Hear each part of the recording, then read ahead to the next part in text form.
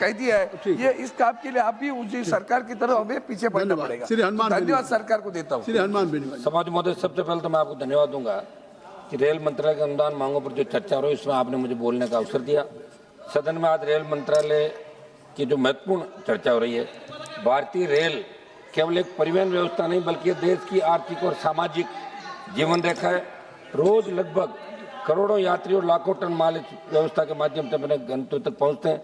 लेकिन जब हम इस मंत्रालय के बजट अनुदान मांगों पर चर्चा करते हैं तो ये केवल एक मंत्रालय की चर्चा नहीं बल्कि देश के विकास की दिशा तय करने वाली बहस होती है। और इस बहस में किसी भी माननीय सदस्य ने कोई बात रखी तो मंत्री जी आप उसका जवाब दें।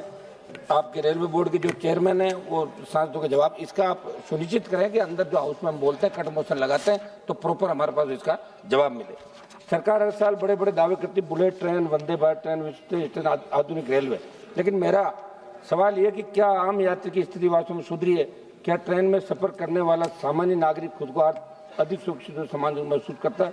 यात्रियों की सुविधाएं और रियायतों से मुंह मोड़कर केवल हाई स्पीड कॉरिडोर पर फोकस करने से देश के गरीब और मध्यम वर्ग में सरकार के प्रति गहरी नाराजगी, आप इसको दूर करें और गरीब को राहत दें।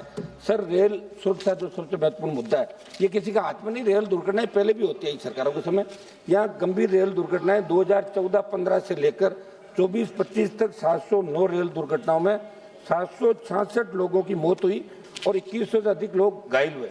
ओडिशा के बालासोर रेल हादसे में 250 से अधिक लोगों की मौत होना सहित अन्य तमाम दुर्घटनाओं ने देश को झकझोर करके रख दिया। इस वर्ष नई दिल्ली रेलवे स्टेशन में 2025 में भगदड़ से 1 दर्जन से अधिक लोगों की मौत हुई, जिनमें छोटे बच्चे भी थे। आखिर इतनी बड़ी रेल व्यवस्था में सुरक्षा को सर्वोच्च प्राथमिकता क्यों नहीं दी जा रही है? इसमें कौन दोषी थे? क्या कार्रवाई हुई? छोटे मछलियों को मारने से बड़े मगरमच्छ, किन की वजह से हादसा हुआ, किन की वजह से लोगों को जान देनी पड़ी, उन पर रेल मंत्री जी कार्रवाई होनी चाहिए। ये मेरा आग्रह रहेगा। एक तरफ सुरक्षा से जुड़ा दूसरा पहलू ये है कि स्टेशनों और ट्रेनों में सुरक्षा एक बहुत बड़ा सवाल खड़ा हो गया। ट्रेनों में सांसद मंत्री भी सफर करते हैं और आम आदमी भी यात्रा करता है। सबकी सुरक्षा करना रेलवे का फर्ज है। देश के कई स्थानों पर बड़ी दबंगई लोगों की चलती है और रेलवे के अंदर का ऐसे में आरपीएफ की नफरी बढ़ाकर इस लोगों के खिलाफ कार्रवाई करनी चाहिए जो रिजर्वेशन कोचों में चढ़ जाते हैं। और आपने कमी जरूर करी, इसमें कोई दो राय नहीं। पहले के बजाय आप प्रयास कर रहे हो, जबरदस्ती चढ़ जाते हैं और तंग करते हैं। जहाँ टीटी और जवान मूक दर्शक बने देखते रहे। इसमें मेरा आग्रह रहेगा कि हथियारबंद लोगों को भी आप इसके अंदर बढ़ाए। एक हादसा हुआ था साहब, मैं उदाहरण दूंगा, राजस्थान के बीकानेर के अंदर अभी पिछले साल जिगर चौधरी जिसने कोच अटेंडेंट से कंबल मांगा था, उसमें उसकी चाकू मार के हत्या कर दी। गुजरात लौट रहे थे, अपने सेना के जवान थे। तो इन घटनाओं से कहीं कहीं देश के लोग विचलित है। रेलवे में खाली पद, सौद मोदे, आज भारतीय रेल में लाखों पद रिक्त पड़े हैं। मंत्री जी ने आपने फरवरी में लोकसभा के अंदर बताया था 1,43,086 नॉन गेस्टेड पदों पर आप लोग भर्ती कर रहे हैं 24-25 के अंदर। आप जवाब दे तो बताइए वर्तमान में उनकी क्या स्थिति है? इसी प्रकार जनवरी से दिसंबर 24 के दौरान सहायक लोको पायलट, आरपीएफ अन्य कई पदों की 92,116 पदों पर रिक्तियों के लिए अधिसूचना निकाली, उनकी क्या स्थिति है? मंत्री महोदय, आप जवाब दें तो जरूर बताएं कि रेलवे कौन कौन सी श्रेणी के कितने पद कितने समय तक आप अपने क्षेत्र की मांग कर लीजिए। एक मिनट सर, कल भी हम इसीलिए आज बैठे, ऐसे मत करो सर। कम से कम आप बैठो, बीच में टोकों में डिस्टर्ब हो जाते हैं हम लोग। या तो आप कहते कोई नहीं, चले जाएंगे। आपको संक्षिप्त सुनिए साहब, ऐसे मत प्लीज। 4 मिनट हो गया। रेलवे कौन कौन, कल तो लोग 9 मिनट रगड़ गए रात को, हम तो अभी आपको तो बैठ जाता हूँ मैं, बताओ। आप बोलिए कौन कौन सी श्रेणी के कितने पद? अब आप हमें क्षेत्र तक मत रखो साहब, हमारी खुद की पार्टी स्टेट के अंदर, हम तो देश की राजनीति करें, आप क्षेत्र में पटक रहे हो ले जाके। देश की बात करेंगे, कौन सी श्रेणी के कितने पद भरे, ये सबका मैं मामला उठा रहा हूँ। नियमित भर्ती के माध्यम से कब तक भर दिया जाएगा और रिक्त पदों में कितने रिक्त पद SC ST OBC के खाली है, बैकलॉग भरा जाए और उन्हें निकाला जाए। वो आप नोट करो तो लग रहा है कोई न कोई घोषणा आप जरूर करोगे। यात्रियों को सुविधा अत्यधिक मिले।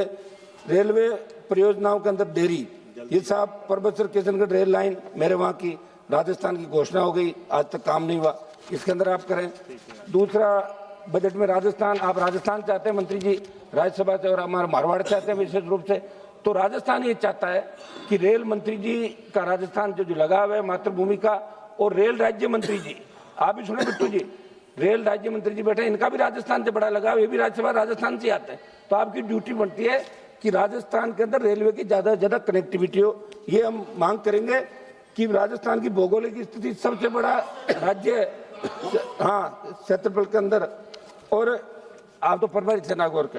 बाड़मेर, जैसलमेर, बीकानेर और गंगानगर जैसे सीमावर्ती जिलों में रेल कनेक्टिविटी सीमित है। नागौर से फलोदी तक रेल लाइन की परियोजना क्या प्रगति, आप जवाब दे तो ये जरूर बताएं। बुजुर्गों के अंदर की सीनियर सिटीजन, उनका सम्मान किया जाए, उनको क्या हम कर सकते हैं? टिकटों में वरिष्ठ नागरिकों को और महिलाओं को रियायत दी जाए। मंत्री जी, ये एक मिनट सर, मैं मंत्री जी मिला था, मंत्री जी ने मेरे डेलीगेशन को टाइम दिया। एक मामला था 8 अगस्त 2025 को नागौर जिले के किसान प्रतिनिधियों के साथ रेल भवन में मुलाकात की। मेड़ता पुष्कर रास मेड़ता रेलवे लाइन, जहां अभी रेट है 25 लाख रुपए और रेलवे और सरकार बहुत कम पैसा दे रही। मेरा आग्रह है कि हमारे किसानों को ज्यादा पैसा आप दिलाएं। केंद्र से बात, एक मिनट सब एक मिनट, कुलियों की स्थिति, कुली जो सब जगह, कुली फिल्म भी आई थी, आप देखी थी, कुलियों की क्या स्थिति, लाइसेंस लगे वो कर रहे हैं। 20 से 30 हजार कुली होंगे पूरे देश के अंदर।